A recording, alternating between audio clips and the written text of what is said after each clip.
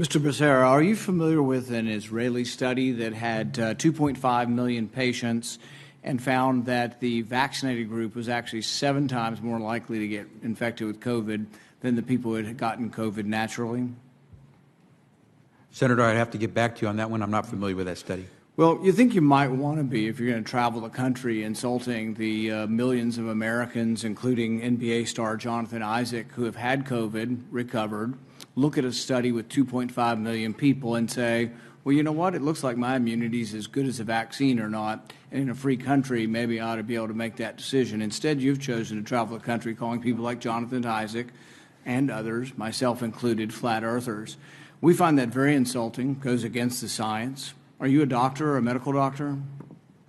I've worked over 30 years on health policy. You're not a medical doctor. Do you have a science degree? And yet you travel the country calling people flat earthers who have had COVID, looked at studies of millions of people, and made their own personal decision that their immunity they naturally acquired is sufficient. But you presume somehow to tell over 100 million Americans who have survived COVID that we have no right to determine our own medical care. You alone are on high, and you've made these decisions, a lawyer with no scientific background, no medical degree. This is an arrogance coupled with an authoritarianism that is unseemly and un-American. You, sir, are the one ignoring the science.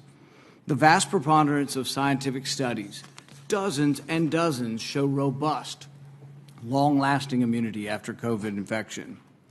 Even the CDC does not recommend measles vaccine if you have measles immunity.